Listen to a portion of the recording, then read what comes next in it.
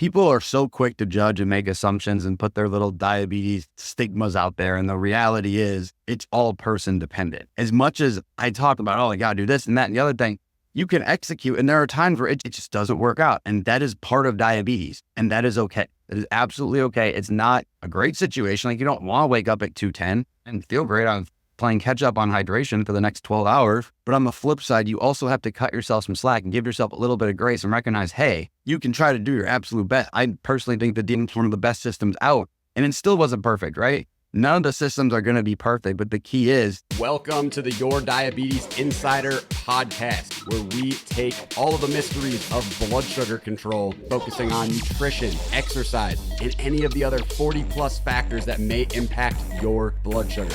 If you don't know me, my name is Ben Zeal. I'm a registered dietitian, certified diabetes educator, strength and conditioning coach, and I've lived myself with type 1 diabetes for over 20 years. And I am here to share everything that I have learned in both my personal and professional experience so you can live that incredible diabetes life. So get ready and let's dive right into today's episode.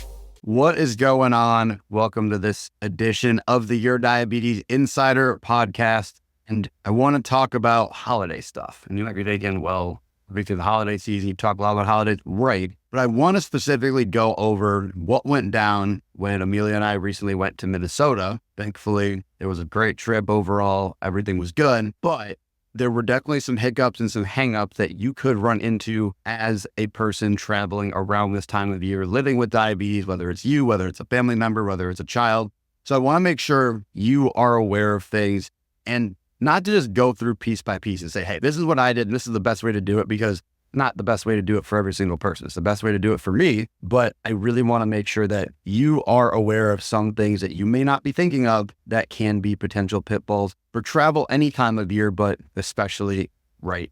So first things first, as you probably know, if you may not know, I do, I live in Florida. So going from Florida to Minnesota at this time of year is going to be quite the climate difference. So we're over here thinking, please make sure it's not going to be 10 degrees out. There was one time I remember we went back it was in November a few years ago. It was -2 and I was about to lose my mind. That was Fahrenheit. So literally about to lose my mind and frozen. But in this case, we got pretty fortunate. It ended up being 30s, 40s most of the time.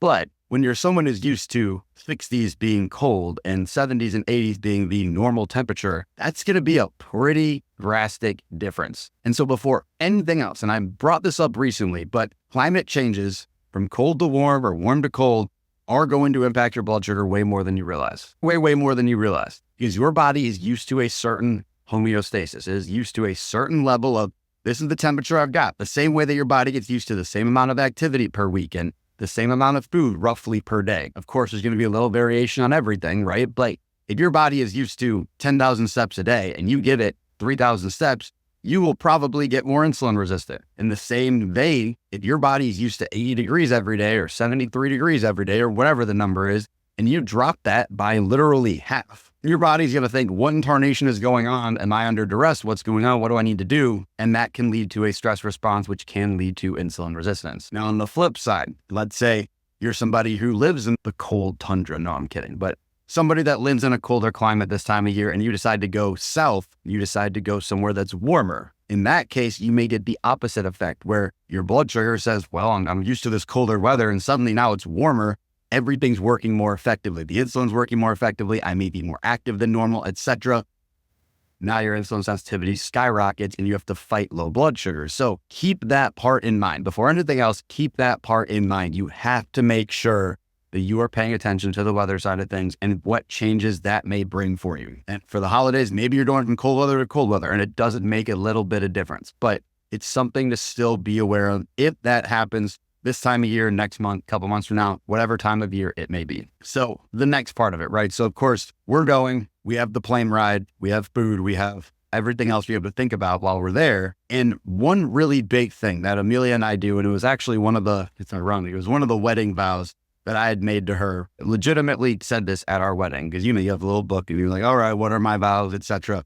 One of the vows I said was, I will find a gym anywhere that we travel. Because both of us are very into the fitness life. And as we also said, I actually did say this in the leg too, we did not choose, the swole life chose us. And while it was meant to be, funny and tongue in cheek, it's also very valid as a person living with diabetes, similar to what I mentioned just a couple of minutes ago, right? Where if your body is used to a certain amount of activity and you suddenly change it completely, your body's not going to know what's going on. So in a case like this, if we said, hey, we're going to go to Minnesota for 3 days, I think it was roughly 3 days, and we're there and we're not going to move our bodies the way that our bodies are used to getting that level of activity, my insulin resistance is going to skyrocket. My sensitivity is going to drop. My resistance will go up because I'm not getting what I'm used to for my body. And so in that particular case, we're like, okay, is there a good hotel gym? Is there a gym around? So typically I will search. If I know we're going to a certain location, I will search to find where can I get a workout in? And if there's nowhere to go, hey, maybe it's the hotel gym. Maybe they don't have a gym at the hotel. What can I do in the hotel room to get some sort of activity? Remember, it doesn't have to be the exact same thing that you are used to doing. If it can be, amazing. If you're able to build that into your schedule, amazing. But maybe it's a work trip and you only have 25 minutes that you have to squeeze something in, you're in the hotel room, you don't have a choice. That will always win over doing zero. Never ever put up a zero. Always try to get something in on the workout front. Your body is used to activity. If it's not used to activity, but it's something you want to get into, especially as the new year is coming, that is a target, and your body will also adjust over time, right? So for example, I personally work out. I weight train 4 days a week. I do cardio 1 day a week. And of course, I'm walking and I do my best to get a certain amount of steps. My body did not automatically come out of the gate being used to that. My body had to adjust to that over a long period of time. I've had times in my life I've lived at 6 days a week. I've lived at 3 days a week. I've lived at 4. It's all about getting your body accustomed to that. And at the beginning, there may be some changes, but it will happen over time, and maintaining that is key because, again, holiday season, you're with family, you've got events, you've got stuff going on. You may not be thinking the first 10 things on your list may not involve your normal exercise, but as a person with diabetes, you have to consider that, because you also have to consider your goal is to give the 100% version of you, the 10 out of 10 version of you, to the people that you are around. And these may be people you only see once or twice a year. So in order to do that, you have to make sure you are also taking care of yourself. And that is not selfish. I have to emphasize that is not selfish to say, hey, I am going to dip out for an hour, go get my workout in. I'm going to go on a run. I'm going to go do a workout. You have to do that for the sake of your blood sugars. I still vividly remember I was in college, or I was in grad school. I was somewhere and it was going to be a holiday. My family was in town and there may have been even extended family coming. And I remember leaving everyone in the family for a little while to go get a workout in. And everyone thought that I was this delusional weirdo. But the difference was when my blood sugars were better at the meal, that made a massive difference by getting that workout in and not being apologetic about it and understanding, hey, I have to do this so I feel good and I can be the best 10 out of 10 version of me. It is not something that is selfish. It is something that, if anything, is helping everybody's experience, because the last thing anybody wants is suddenly you're there, you're not feeling your best because your insulin resistance is super high. You just ate a bunch of food and now you can't interact the way that you would normally want to. So please keep that in mind. There we go. Another thing, and this is the big thing. So on the food front, right? Of course, we're not at home. We don't have access to a kitchen in that case. If you're staying at a place where you have access to a kitchen, by all means, take full advantage of it. In this case, we did not have that. So we're thinking for food, well, we want to enjoy the food. And this is, again, a very holiday related day. You want to enjoy the food, but you also still, as a person with diabetes, you still want to have a general gist of, hey, am I sticking to the target? Am I sticking to the plan? In my personal case, right, in this example, am I sticking to my overall, my calorie target? Am I sticking to my protein target, especially per meal? Am I sticking to the amount of fiber and the amount of veggies and the fruits and the other things that I know are important to keeping my body feeling its best to enjoy this experience? Am I able to still attain these things while still enjoying food at the same time? And the answer is you can absolutely make that happen while still having a lot of fun. So what I mean by that, right? Prime example, we're there. It's the Saturday. We get our workout in and we say, okay, let's go get some food. It's, roughly noon. And so in that particular case, I made sure that the food I got had my protein target there. I knew, okay, I need to order a little extra chicken in order to make this happen. And that's okay. I said, hey, do y'all have an extra side of chicken? Sure, done, like $3. But I knew that would help me get to my protein target. At the same time, Amelia and I split a cinnamon roll. It was a very good cinnamon roll. And the best part of all of this is we were like, okay, we're going to do this and it's cold. We're going to go to, the Mall of America like all the other tourists do. But in reality, we hadn't been in a really long time and it was fun, right? But I ate this gigantic amount of food. I had the cinnamon roll. I had my entree, which was like a chilaquiles type thing. It was really good. A lot of chicken with it. And then I think we split some French toast. So a large amount of carbs. I think it was over 160 grams of carbs. If I were to go, well, let's pull up, because I'm that person that tracks my stuff, because it helps me stay on track. And also, more importantly, helps inform my dosing. If something will do the math for me, why not, right? 171 grams of carbs. It was amazing. It was absolutely amazing. And the best part was my graph, I did not peak above 135. We then went to the mall, and there were a couple times I started to sniff the lower side of things. I sniffed the 70s. I hit 75 at one point. And then thankfully, I was using the loop, the insulin turned off for a bit. We were walking, we kind of slowed the pace a little bit, and my number went right back up into the 90s, and I was chilling, and everything was fantastic. And this was 171 grams of carbs. That's a lot of carbs. And so the reason I bring this up is, you heard I had French toast, and I had a part of a cinnamon roll. I mean, these cinnamon rolls were massive. I'm talking the size of your face. Like, they were gigantic. Notice, I still hit the targets I needed. The overall day, I still was pretty darn close to my overall calorie target. I still hit my protein target. I still hit my veggie target. I hit all the things that I personally set out for myself, but I also still enjoyed what was around me, and I kept my blood sugars in range. And while I'm not telling you, oh my goodness, you have to be perfect, you have to do this amazingly, the reason I'm bringing this up is to understand that there is still that ability to balance. If you're like, hey man, I can either do amazing, I can have the best choices in the whole wide world, or I got nothing, then definitely holler at me. My team and I are all dietitians. We all live with type 1 ourselves. We all have exercise background. And this is literally what we do every day, is helping people to achieve that balance of saying, hey, I can have amazing food. I can have amazing blood sugars. I can live a life without restriction from diabetes. That's you. Holler at me on social media at manofzeal, MANOFTZEEL. But that being said, if we get back to the regularly scheduled program, right? You can enjoy food and it will be amazing. It will be rewarding. And you don't have to stress about, oh my God, I can't include these. No, you can't. You just have to be smart. Notice I mentioned I worked out before I did that. Insulin sensitivity up, walking around at the mall, insulin sensitivity up.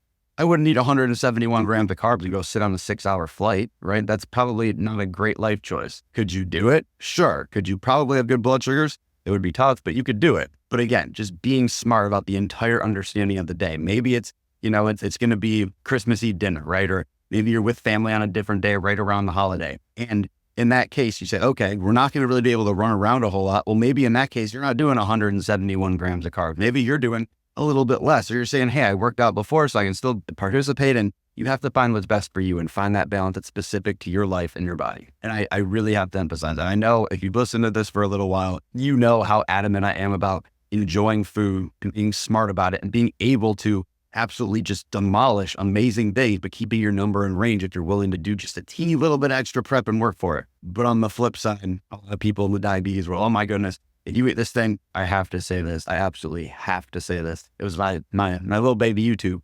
But I was on there and people were dropping a couple of comments on a couple of the little short videos, the shorts. They were like, oh, well, hope you enjoy eating that food. It wasn't this related to this trip. It was a different restaurant. Hope you love eating this food while you still have toes. And I'm like, really? Are you really going to go there without knowing anything about what I do or what anybody else does? Like, people are so quick to judge and make assumptions and put their little diabetes stigmas out there. And the reality is it's all person dependent. It's literally all person dependent. But don't let things like that dissuade you, but also don't go into it and just say, I'm going to have this food. It's going to be amazing, and not actually prep for it, or then you're asking for trouble. And the big thing I want to mention too is you heard, hey, I worked out. I had this awesome food, blood sugar stayed happy. But I also want to make sure that it's very clear. This trip, my numbers were not perfect at all. Absolutely not.